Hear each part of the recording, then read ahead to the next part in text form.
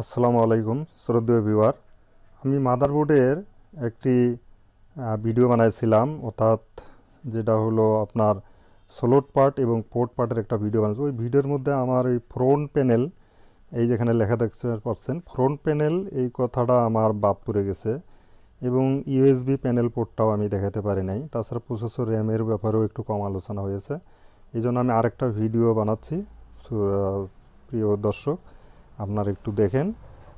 আমার এখানে মাদারবোর্ড আছে। এই যে মাদারবোর্ডটা দেখেন, এই মাদারবোর্ডের এখানে অর্থাৎ দেখেন এইটাকে বলা হয় ফ্রন্ট প্যানেল। এখানে লেখা আছে এ প্যানেল, হ্যাঁ। আর এইখানে এটা হলো ইউএসবি প্যানেল পোর্ট। এটা এই ইউএসবি পোর্টগুলো এই একটা এবং এই একটা, তিনটা আছে, ইউএসবি 1, ইউএসবি 2, ইউএসবি 3। আচ্ছা, এই তিনটে পোর্ট সাধারণত ওই সিপিইউ এর সামনের দিকে যে আমরা প্যান ড্রাইভ মডেম লাগাই সেই প্যানেল, সেই ইউএসবি পোর্টগুলো এই তিনটা। আর এই যে প্যানেল ফ্রন্ট প্যানেল দেখতে পাচ্ছেন, এই ফ্রন্ট প্যানেল হলো অত্যন্ত গুরুত্বপূর্ণ একটা বিষয়। এইটা কম্পিউটারে আপনার হার্ড ডিস্কের যে লিড আছে বা অন্যান্য যে লিড আছে, এই লিডের মধ্যে কিন্তু এই জিনিসটা থাকে। কাজেই এইটা যদি ঠিক মতন সেট না হয় তাহলে কিন্তু কম্পিউটারে সমস্যা হয়ে যায়। প্রিয় ভিউয়ার, আমি আচ্ছা একটু কাছে আনতেছি, হ্যাঁ। আচ্ছা প্রিয় ভিউয়ার, দেখতে পাচ্ছেন যে এই যে মাঝখানে একটা পিন নাই, এরপরে যে চারটে করে আপনার 8টা পিন আছে, এই 2টে পিন আপনারা বাদ দিবেন, ওই পাশে আর একটা বাদ। এই 8টা পিনের মধ্যে আপনার এই বিভিন্ন লিডগুলো, অর্থাৎ হার্ড ডিস্কের, তারপরে start button, restart button, lead button, এগুলো কিন্তু এখানে সংযোগ করতে হবে। সুপ্রিয় শিক্ষার্থী, তো তাহলে এই যে আমার পেনের মাথাটা দেখছেন, এই যে এটা কিন্তু গ্যাপ রয়েছে, অর্থাৎ এখানে একটা পিন নাই।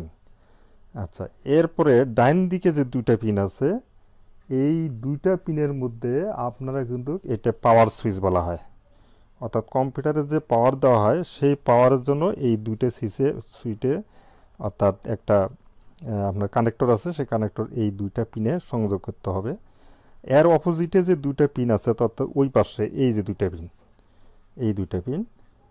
এই 2টা পিনের মধ্যে আপনার রিস্টার্ট বাটন, যেটাকে বলা হয় রিস্টার্ট বাটন বা রিসেট বাটন বলা হয়, রিসেট কানেক্টর, সেই রিসেট কানেক্টর এই 2টার মধ্যে সেট হবে। অর্থাৎ এই দুইটা হলো স্টার্ট বাটন, আর অপোজিটে এই 2টা হলো রিস্টার্ট বাটন। হ্যাঁ, এই 2টা হলো রিস্টার্ট বাটন। তারপরে 2টা যে পিন আছে, অর্থাৎ এইখানে এটা হার্ড ডিস্কের লিড থাকে, অর্থাৎ কম্পিউটার চালু হলে বা হার্ড ডিস্ক চালু হলে যে সবুজ বাতি জ্বলে, তার জন্য আসলে এই ডাইনের এই 2টা পিন, এই 2টা, হ্যাঁ, এই 2টা পিন, এই যে এই 2টা পিন, এই 2টা। আর অপর পাশে আরও যে 2টা পিন আছে, অর্থাৎ এই যে এই 2টা, হ্যাঁ, এই 2টা পিন কিন্তু আপনার এই 2টা পিন হলো হার্ড ডিস্ক লিড। এটা হলো হার্ড ডিস্ক লিড, অর্থাৎ হার্ড ডিস্ক চলছে কি না, হ্যাঁ, ভালোভাবে চলছে কি না, সেটা এই লিড থেকে আপনার বোঝা যাবে।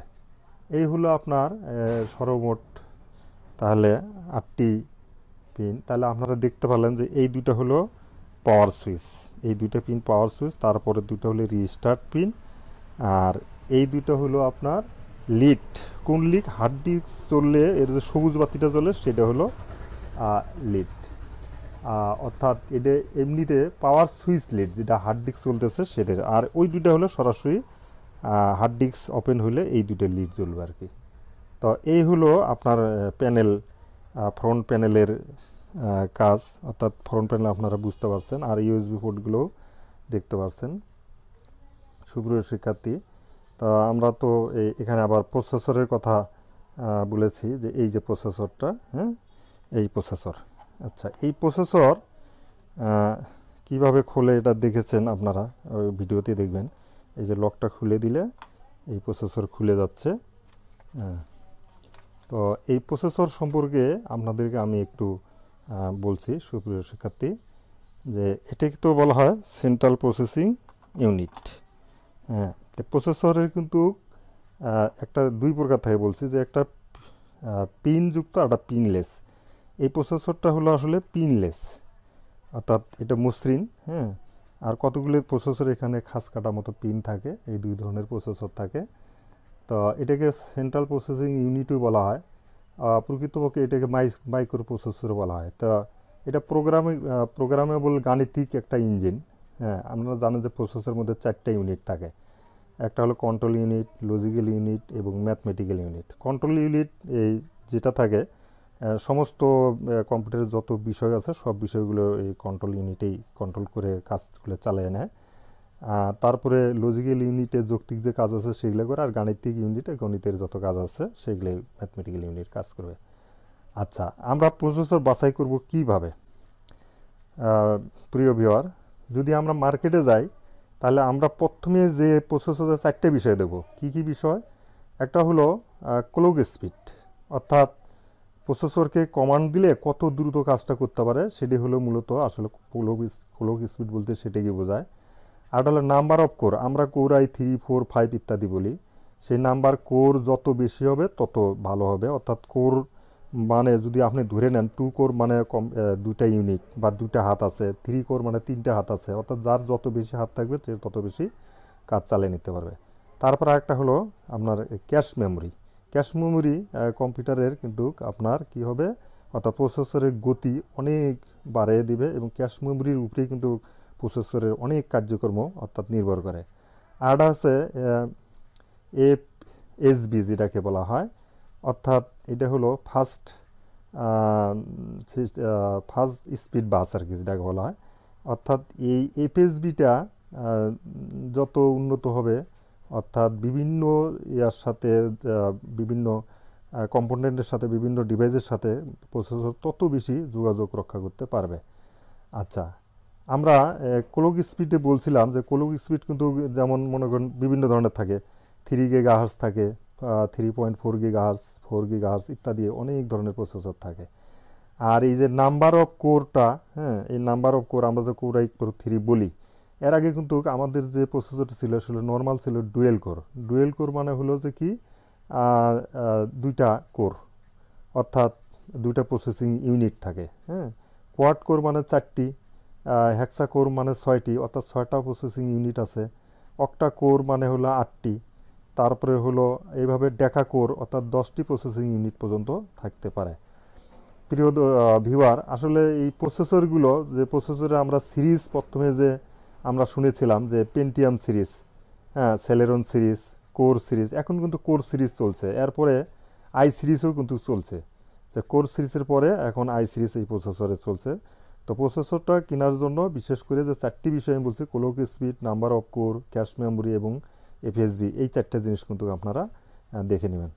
প্রিয় দর্শক, আপনারা প্রসেসর সম্বন্ধে জানতে পারলেন। এখন আপনারা পরের যে বিষয়টা আছে, অর্থাৎ আচ্ছা আমি র্যাম, আচ্ছা র্যাম সম্পর্কে বলছি। দেখেন এই যে একটা র্যাম, এবং এটা হলো র্যামের এই যে স্লট লাগিয়ে দেখিয়েছি, তাই না, যে বড়টা বড়টার দিকে এবং ছোটোটা ছোটোটার দিকে থাকবে। এইভাবে র্যামকে যদি আমরা বসায় দিই, অর্থাৎ বসায় দিয়ে, হ্যাঁ, এখানে চাপ দিলে দুই মাথা ধরে এইভাবে যদি দুই মাথা ধরে যদি এইভাবে চাপ দেওয়া হয় তাহলে র্যামটা এখানে বসে যাবে। এই হলো র্যামটা। তো এই র্যাম প্রথমে কিন্তু আমরা যে র্যামটা দেখেছিলাম, অর্থাৎ প্রথমে নাম শুনেছিলাম, আপনারা জানেন যে সেই র্যামটা ছিল এইচডিআর, অর্থাৎ single data rate RAM, HDR RAM. ওটা 512 মেগাবাইটের ফার্স্টের কম্পিউটারের র্যাম ছিল, তো কত কম র্যাম। হ্যাঁ, এখন কিন্তু সেই র্যামগুলো দেখেন আপনার DDR1, অর্থাৎ ডাবল ডাটা রেট র্যাম হলো 1, DDR2, DDR3, DDR4, এইভাবে কিন্তু আমরা কিন্তু 4 বা DDR5 কিন্তু এখন র্যাম ব্যবহার করতেছে। আচ্ছা, যাই হোক, এইভাবে অর্থাৎ র্যামেরও এখন বর্তমানে অনেক হয়েছে। তারপরে আগে 512 MB ছিল, পরে আপনার 1 GB আসছে, 2 GB আসছে, এইভাবে 4 GB, 8 GB বিভিন্ন ধরনের র্যাম মার্কেটে চলে আসছে। তো র্যামের আপনার র্যাম যত জিবি যত বেশি হবে, আপনার এই কম্পিউটারের কার্যক্ষমতা তত বেশি ভালো হবে। অর্থাৎ কম্পিউটারে কার্যক্রম সরাসরি র্যাম কিন্তু র্যামে লেখা হয়, এখান থেকে পড়া হয়।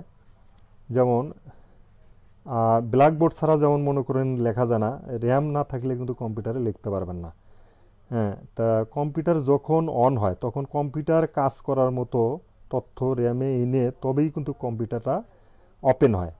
আবার কোনো প্রোগ্রাম যদি রান করান সেই প্রোগ্রামটা র্যামে এনেই প্রোগ্রামটা ওপেন হয়। আবার যদি কখনো কোনো প্রোগ্রাম র্যামে লোড করার মতো জায়গা না পায় তবে সেটা কিন্তু ওপেন হবে না। কাজেই যত বেশি র্যাম লাগান ততই ভালো চলবে আপনার পিসি। এটা একটা অস্থায়ী স্মৃতি ভাণ্ডার, ভোলাটাইল মেমোরি যাকে বলা হয়েছে, যে কম্পিউটার যতক্ষণ চালু আছে এতক্ষণে এই র্যামের মধ্যে অর্থাৎ থাকে, আর বিদ্যুৎ সরবরাহ বন্ধ হয়ে গেলে স্মৃতি ভাণ্ডারের সকল তথ্য কিন্তু মুছে যাবে। আচ্ছা, র্যামের বাস স্পিড বেশি হলে কম্পিউটারের বেশ গতি বেশি হবে। কাজেই র্যামের কিন্তু বাস স্পিড আছে। যে আমার হাতে যে র্যামটা আছে, হ্যাঁ, এখানে কিন্তু এই র্যামটা এখানে কত জিবি সেটা লেখা আছে এখানে।